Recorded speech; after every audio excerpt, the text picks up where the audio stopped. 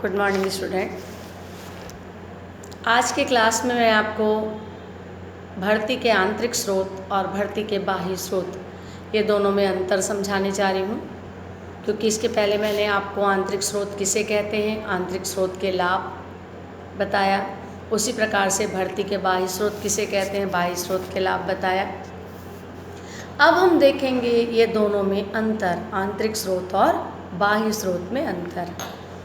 तो आंतरिक स्रोत, इसमें जो जवाबदेही होती है वो चार दीवारी के भीतर होती है, मतलब जो भी संगठन उपक्रम के अंदर जो है ये होती है।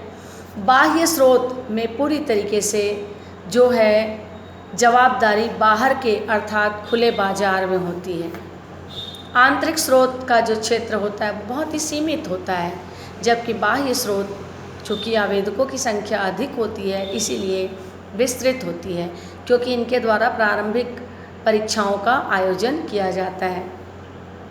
आंतरिक स्रोत, इसमें चयन की स्वतंत्रता सीमित होती है, जबकि बाह्य स्रोत में चयन की स्वतंत्रता व्यापक होती है। ये जो निजी क्षेत्र होते हैं इनमें चयनित व्यक्तियों के लिए औपचारिक या अनौपचारिक प्रशिक्षण की आवश्यकता नहीं होती, जबकि जो चूँकि एक उपक्रम के अंदर से होते हैं तो इनको प्रशिक्षण देने की आवश्यकता नहीं होती। आपने देखा है अतिरिक्त कर्मचारियों का समायोजन करके या पदोन्नति करके या स्थानांतरण करके आंतरिक स्रोत में भर्ती की जाती है, तो चूँकि ये ऑलरेडी प्रशिक्षित रहते हैं तो इनके लिए प्रशिक्षण पर खर्च नहीं करना पड़ता। लेकिन बाह्य स्रोत में नव चयनित स्टाफ होते हैं, कर्मचारी होते हैं, तो इसीलिए इनको औपचारिक या अनौपचारिक रूप से प्रशिक्षण देना जरूरी होता है। जो आंतरिक स्रोत होता है इसमें प्रत्याशियों को जुटाने के लिए किसी प्रकार से उपक्रम कोई खर्च नहीं करती, जबकि जो बाह्य स्रोत होता है इसमें कर्मचारियों के लिए मतलब प्रत्याशियों को जुटाने के लिए खर्च करना पड़ता है, क्योंकि विभिन्न प्रतियोगी परीक्षाओं से होकर जो रोजगार प्राप्त करने के इच्छुक व्यक्ति हैं वो उपक्रम में आते हैं। तो इस तरीके से इसकी प्रक्रिया खर्चीली होती है। तो ये मैंने आपको बताया भर्ती के आंतरिक स्रोत और भर्ती के बाह्य स्रोत में अंतर।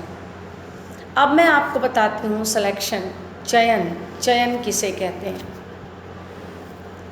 सिलेक्शन यानी चयन की जो प्रक्रिया है वो भर्ती के बाद शुरू होती है। चयन का आशय बाहरी व्यक्तियों का परीक्षण करना, मतलब उनका इंटरव्यू लेना, साक्षात्कार लेकर नियुक्ति के लिए निर्णय लेना। कहने का तात्पर्य सही व्यक्ति को सही कार्य के लिए लगाया जाना, इसे ही हम कहेंगे चयन।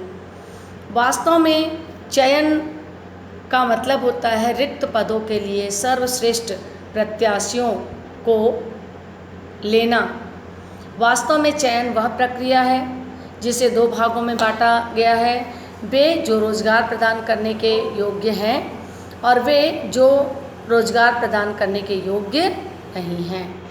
तो सरल शब्दों में यदि हम कहें तो रिक्त पदों को भरने के लिए सर्वश्रेष्ठ प्रत्याशियों का चयन करना, इसे ही हम कहेंगे भर्ती, जिसमें मुख्य रूप से यह निर्णय लिया जाता है कि कौन सा प्रत्याशी नियुक्ति के लिए सबसे अच्छा है। तो ये मैंने बताया आपको आज भर्ती के आंतरिक और बाह्य स्रोत में अंतर, और साथ ही साथ कर्मचारियों का चयन किसे कहते हैं। इसके बाद और भी है कर्मचारियों का भर्ती और चयन, ये दोनों में क्या अंतर है। तो भर्ती मतलब ये संगठन के अंदर से या बाहर से की जा सकती है, जबकि चयन जो प्राप्त आवेदनों या साक्षात्कार हेतु बुलाए गए प्रत्याशी होते हैं उन्हीं में से उनका चयन किया जाता है। भर्ती के दो स्रोत हैं, आंतरिक और बाह्य, जबकि चयन के लिए इस प्रकार का कोई स्रोत नहीं है। चयन के लिए रोजगार कार्यालय की सहायता नहीं ली जाती और ये कार्य संस्था के कर्मचारी ही करते हैं। साक्षात्कार ये अंतर का आधार है।